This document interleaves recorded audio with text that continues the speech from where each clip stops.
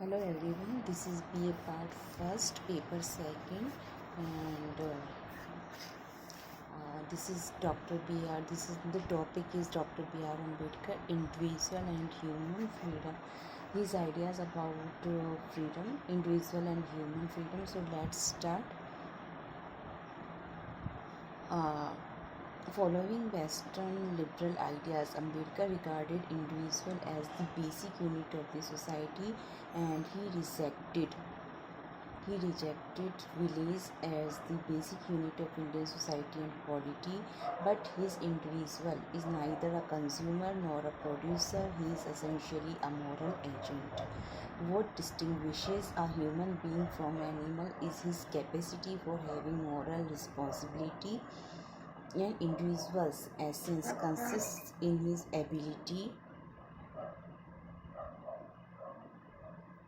An individual's essence consists in his ability to transcend one's individuality. The moral responsibility is the recognition of an objectively existing moral law or dharma.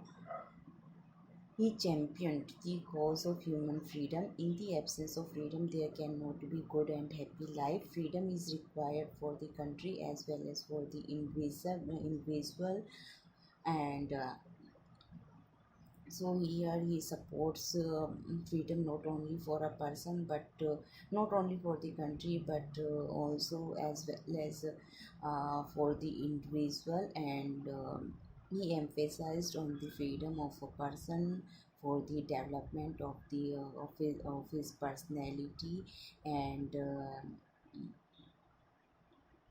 according to him, political freedom is not enough. It has to be supported by social sorry it has to be supported by social, economic, moral, and intellectual freedom. Freedom cannot be realized without equality and fraternity. Liberty, equality, and fraternity all are integrated with one another. So here we can see that again and again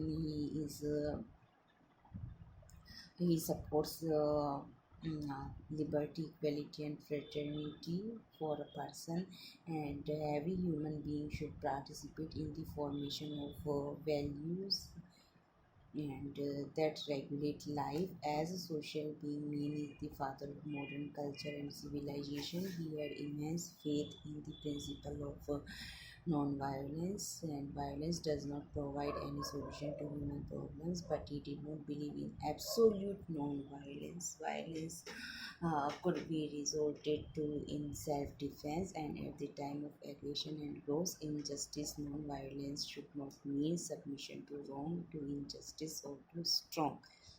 It is a dynamic weapon and requires courage and understanding to use it wisely. आज की इस video में हम लोग बात कर रहे हैं doctor B R Ambedkar, individual and human freedom, व्यक्तिगत और मानव स्वतंत्रता। इसके बारे में हम लोग बात कर रहे हैं। पश्चिमी उदारवादी विचारों से प्रभावित होते हुए डॉक्टर बी आर अम्बेडकर ने समाज की जो बेसिक यूनिट है, मूल इकाई है, वो व्यक्ति को माना है। यहाँ पर उन्होंने ना परिवार को राज्य समाज की बेसिक इकाई माना है, ना ही विलेज को। इसीलिए जब उन्होंने व्यक्ति को समाज की बेसिक उन्होंने इकाई माना है, तो उन्होंने गांव को Indian society and polity, Bharatiya Samaj और राजनीति की बेसिक यूनिट, मूलभूत इकाई मानने से उन्होंने इनकार कर लिया है। लेकिन यहाँ पर हम लोग देख सकते हैं कि उनके उनके अनुसार जो व्यक्ति है वो ना ही तो उपभोक्ता है, ना ही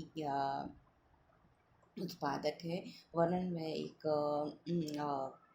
वैल्यूज से भरा हुआ और नैतिकतावादी विचारों से ओतप्रोत एक व्यक्ति है, एक ह्यूमन बीइंग है। और यहाँ पर उनका ये भी कहना है कि मनुष्य को जो एनिमल है उनसे जो अलग करता है, जो उनसे डिस्टिंग्विश करता है, भिन्नता पैदा करता है, वो उसके मॉरल, नैतिक दायित्व हैं। इसके साथ ही उनका यह भी मानना है कि जो यदि व्यक्ति को स्वतंत्रता नहीं दी जाएगी तो वो एक अच्छी और एक विकासशील विकसित जो उनके जीवन होना चाहिए, स्टैंडर्ड ऑफ लिविंग जो भी होना चाहिए, वो उसको नहीं अटेन प्राप्त कर सकते हैं। इसीलिए जो फ्रीडम है वो नेसेसरी है एक व्यक्ति के लिए भी और एक देश के लिए भी। एक देश के लिए जहाँ स्वतंत्रता आवश्यक है, उतनी ही स्वतंत्रता एक व्यक्ति के विकास के लिए भी आवश्यक है। इसके साथ ही उनका ये भी मानना है कि हमारे लिए केवल राजनीतिक स्वतंत्रता ही केवल पर्याप्त नहीं है, वरन इसके साथ साथ हमें स्वतंत्रता की जितने आयाम हैं, जितने उनके पक्ष हैं, वो भी हमें प्राप्त होने चाहिए। So it should be supported by social, economic, moral and intellectual freedom, सामाजिक, आर्थिक, नैतिक और बुद्धिजीवी स्वतंत्रता। इसके साथ ही उनका ये भी मानना है कि समानता और भ्रातृत्व के बिना जो स्वतंत्रता है वो प्राप्त नहीं की जा सकती, संभव नहीं है। इसीलिए उन्होंने यह माना है कि जो स्वतंत्रता, समानता और भ्रातृत्व है, ये सभी एक दूसरे से जुड़े हुए हैं और हर व्यक्ति को participate करना चाहिए in the formation of values that regulate life as a social being। man is the father of modern culture and civilization। और इसके साथ ही जो नॉन वायलेंस है, अहिंसा है, उसमें उनका विश्वास है, क्योंकि उनका ये मानना है कि जो हिंसा है वो किसी भी समस्या का समाधान नहीं करती है, लेकिन इनका विश्वास जो है वो एब्सोल्यूट नॉन वायलेंस में नहीं है, पूर्ण अहिंसा में इनका ना विश्वास नहीं है, क्योंकि उनका ये मानना है कि जो नॉन वायलेंस है it is a dynamic weapon. ये एक गतिशील अस्त्र शस्त्र या हथियार हम लोग इसको कह सकते हैं, that requires courage and understanding to use it wisely. So that's all for today from my side. Thank you very much.